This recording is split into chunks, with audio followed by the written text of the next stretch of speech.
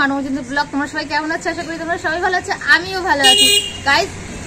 Guys আজকে আমি চলে এসেছি একটা বিশেষ একটা মেলায়। এখানে অনেকেই বলে যে জামাষষ্ঠী মেলা, আর অনেকেই বলে যুগল কিশোর মন্দিরের মেলা। আর এর আগের বারে এসেছি, তোমরা হয়তো দেখেছো, আর আজকেও চলে এসেছি এখানে। আর আজকে তোমাদের সমস্ত কিছু দেখাবো, আর কিভাবে আসতে হয় সেটাও তোমাদেরকে বলে দিচ্ছি। তো চলো এখন মেলার দিকে যাওয়া যাক। তোমরা যদি শিয়ালদা থেকে আসতে চাও তাহলে শিয়ালদা গেদের লোকাল ধরবে, আর রানাঘাট থেকে আসতে চাইলে তোমরা রানাঘাট গেদের লোকাল ধরবে। আর গেদের লোকাল ধরার পর রানাঘাট থেকে তোমরা আরামঘাটা স্টেশনে নেমে যাবে, আর আরামঘাটা স্টেশনের পাশেই কিন্তু এই স্টেশনে সোজা কিন্তু নেমে যাবে। আর আমি গাইস নেমে গেছি আরামঘাটা স্টেশন। আর এই দেখো স্টেশনের পাশে শনি মন্দিরের সোজা যে রাস্তা চলে গেল, এই রাস্তা ধরে তোমরা সোজা চলে আসতে পারো, বা টোটো অটো ধরে তোমরা চলে আসতে পারো মন্দিরে। গাইস মেলার মন্দিরে দেখতে পাচ্ছ এই যে শুরু, আর এই যে রাস্তা, এই রাস্তা হয়ে এখনো এই রাস্তার ভেতর দিয়ে আমরা এখন মন্দিরের ভেতরে যাব, আর মেলার ভেতরে। তো চলো এখন যাওয়া যাক। সো গাইস চলো এখন মেলার ভেতরে যাই এবং মন্দিরে তোমাদের সমস্ত কিছু দর্শন করাই। তো তোমরা চলো ভিডিওটা স্কিপ না করে তোমার আগিয়ে যাই। আর এই দেখো মেলার শুরুতে কিন্তু এইরকম একটা সুন্দর গেট দেখতেই পাচ্ছ, ওপরে লেখা রয়েছে যুগল কিশোর মন্দির তরুণ, দেখতে পাচ্ছ। চলো আস্তে আস্তে আগিয়ে যাই ভেতরে। আর মেলা কিন্তু দু সাইডে। তোমাদের মেলা আমি পরে ঘুরিয়ে দেখাচ্ছি, আগে চলো মন্দিরে ঘুরে আসি এবং মন্দিরের সমস্ত কিছু তোমাদের দেখাই। আর এই যে মন্দির দেখতেই পাচ্ছ, চলো মন্দিরের ভেতরের দিকে যাওয়া যায়।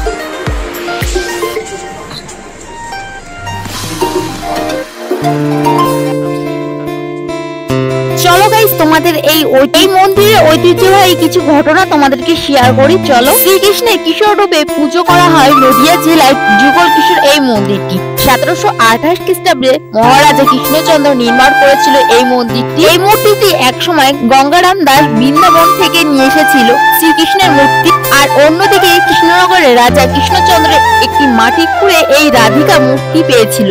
তারপর থেকে এই দুটি মূর্তি এক জায়গায় নাম রাখা হলো যুগল কিশোর মন্দির। এই মন্দিরের পাশে প্রায় 300 বছর পুরনো এই বকুল গাছটি পাচ্ছ, এই সিদ্ধি বকুল নামে পরিচিত এই বকুল গাছটি, অর্থাৎ শ্রীকৃষ্ণ আর রাধিকা বিগ্রহ মিলন হয়েছিল এই বকুল গাছের নিচে, যার জন্য এই বকুল গাছটা দেখতেই পাচ্ছ সবাই ষষ্ঠী পুজো করে।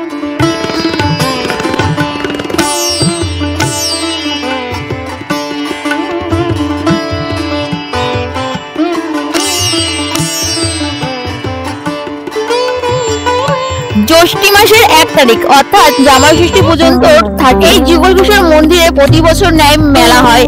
আর এই মেলাটা কিন্তু ষষ্ঠী মাসের 1 তারিখ থেকে শুরু হয়ে যায়। আর দেখতে পাচ্ছ এখানে কিন্তু সবার মানসিক পূরণ করা, অর্থাৎ ভক্তগণরা মনে করে যে এই বকুল গাছে প্রার্থনা করলে অবশ্যই সেই জিনিসটা পূরণ হয়, তার জন্য এখানে ভিল বাঁধা হয়েছে। চলো এখন তোমাদের কিছু সিনেমাটিক শট দেখাই।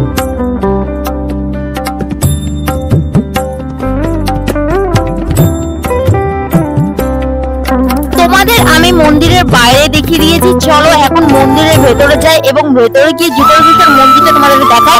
চলো গাইস এখন কৃষ্ণ মন্দিরের দিকে ভেতরের দিকে যাওয়া যায়। আর শুরুতে রয়েছে এত বড় ঘন্টা, একদম আমার হাতে যাবে না। প্রথমে গাইস ঢোকার শুরুতে দেখতেই পাচ্ছ দেয়ালগুলো কত সুন্দর সুন্দর লাগছে, পুরোনো আদিকালের দেয়ালগুলো দেখতেই পাচ্ছ কত সুন্দরভাবে নিখুঁত কাজ রয়েছে। আর চারি সাইডে গাইস ঘুরে ঘুরে দেখছিলাম।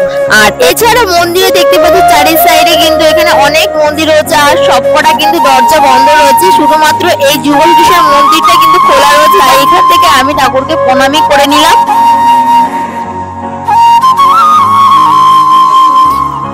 এবার প্রণামী করে এবার চারি সাইডে মানে মন্দিরের চারি সাইডে কাজগুলো আমি অসংখ্যভাবে নিখুঁত কাজগুলো দেখছিলাম, যে এখানে কত সুন্দর সুন্দর কাজ রয়েছে। তাছাড়া এই দরজাগুলো দেখতে পাচ্ছ, এগুলো কিন্তু সেই পুরোনো আমলের কিন্তু দরজাগুলো রয়েছে। এই মন্দিরটি দুটি সারিতে 5টি করে খেলা বৈশিষ্ট্য একটি দশরথ মন্দির। তাছাড়াও কিন্তু এই মন্দিরের গায়ে অসংখ্য সুদৃশ্য পঙ্খী অলংকার দেখা যাচ্ছে। তাছাড়া কিন্তু মন্দিরের গায়ে অসংখ্য সুদৃশ্য পঙ্খী অলংকার দেখা যায়। তাছাড়া দশাবতার চিত্রকর অঙ্কন আগে ছাড়াও অনেক বিবর্ণ হয়ে রয়েছে এই দেয়ালগুলোর ছবিতে রয়েছে, দেখতেই পাচ্ছ। তাছাড়া নানান রকমের এখানে মূর্তি রয়েছে, দেখতেই পাচ্ছ। দেয়ালের ওপরে রয়েছে সুন্দর সুন্দর ভাবে কালারিং করে রেখেছে, দেখতেই পাচ্ছ। দেয়ালের মূর্তিগুলো পুরনো আর অনেক পুরনো, এইগুলো কত প্রাচীনতম একটা মূর্তি, এগুলো সাজিয়ে রেখেছে এখানে।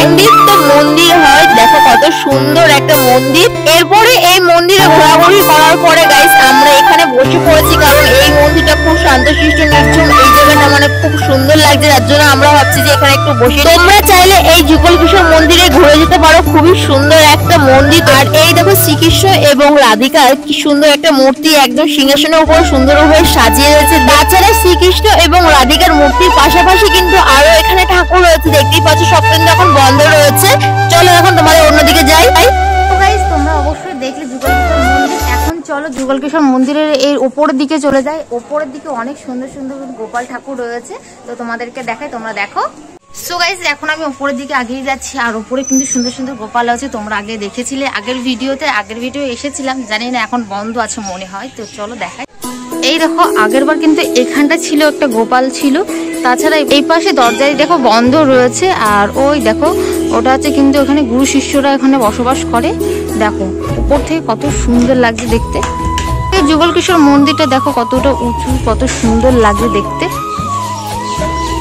চলো গাইস তোমাদের এখন যুগল কিশোর মন্দিরের মেলা তোমাদেরকে ঘুরে ঘুরে দেখাই যে মেলা কেমন হয় এখানে। এই মেলায় দেখতে পাচ্ছেন বিভিন্ন ধরনের নাগরদোলার পাশাপাশি এখানে দেখতে পাচ্ছেন খেলনার জিনিস রয়েছে, ছোট বড় সব রকমের। তাছাড়া গাইস এখানে দেখতে পাচ্ছ বাড়ির আসবাবপত্র সরঞ্জাম, মেলাতে খুব সুন্দর সুন্দর জিনিস বসেছে, তোমরা দেখতেই পাচ্ছ এখানে। তাছাড়া এখানে দেখতে পাচ্ছ সেখানে মালা চুড়ি নানান রকমের কানের দোকান বসেছে। আর এর পাশাপাশি দেখতে পাচ্ছ এখানে কাঠের আসবাবপত্র দোকানও বসেছিল। তাছাড়া গাইস মেলার মধ্যে এই জিনিসটা আমার বেশ ভালো লাগে। এখানে দেখতে পাচ্ছ নানান রকমের ফুল দিয়ে কত সুন্দর ভাবে সাজিয়েছে, মানে ঘর সাজানোর জন্য বেশ সুন্দর লাগে এইসব জিনিস। তাছাড়া গাইস আমি এইদিকে চলে এসেছি, এখানে আমি কানের গুলো দেখছিলাম, দেখতে পাচ্ছ ছোট ছোট কানের গুলো বেশ ভালো লাগে আমার দেখতে। ছোট ছোট কানেরটা গুলো গাইস আমার খুবই ভালো লাগে, তার জন্য আমি ছোট ছোট কানেরটা এখানটা চলে এসেছি। তাছাড়া এখানে দেখছিলাম কিছু ক্লিপ নেওয়া যায় নাকি, আর এগুলো দেখছিলাম প্লাস্টিকের। ফাইবার হলে গাইস আমি অবশ্যই প্লাস্টিকের ক্লিপ গুলো খুব তাড়াতাড়ি ভেঙে যায়, ফাইবারের ক্লিপ গুলো আমার বেশ ভালো, অনেকদিন টিকে যায়। যাই হোক গাইস এরপর চলেছিলাম আমি এখানে এই গাছগুলো দেখছিলাম, গাছগুলো খুব সুন্দর লাগছিল ডেকোরেশন করার জন্য। তা আমি এখান থেকে সেরকম একটা ভালো লাগছিল না গাছগুলো, যেহেতু ওখানে দামটা একটু বেশি মনে হচ্ছিল, তাই আমি ওখান থেকে চলে এসেছিলাম অন্য দোকানে। আর এখানে দেখো কত সুন্দর সুন্দর আয়না। এরপরে গাইস আমি হাঁটতে হাঁটতে বাইরের দিকে বেরিয়ে যাচ্ছি, কারণ অনেক মেলা ঘুরেছি তোমাদেরকে দেখালাম। আর এখানে নাগরদোলটা তো আমার তো বেশ ভালো লাগছে দেখতে। আর এখানে দেখতে পাচ্ছি লাইটিং জ্বালিয়ে দিয়েছে, একটু সন্ধ্যা সন্ধ্যা হয়েছে বলে নাগরদোলা কত সুন্দর লাগছে দেখতে। তো গাইস আমাদের কিন্তু মেলা ঘোরা কমপ্লিট হয়ে গেছে, আর আমরা আইসক্রিম খেতে খেতে বাড়ি যাচ্ছি। একদম। আজকে ভিডিওটা কেমন লেগেছে অবশ্যই কমেন্ট করে জানিও, এন্ড হলো সাবস্ক্রাইব করে পাশে থেকো। ঠিক আছে, দেখা হচ্ছে নেক্সট ব্লগে। তোমরা ভালো থেকো, সুস্থ থেকো, টাটা।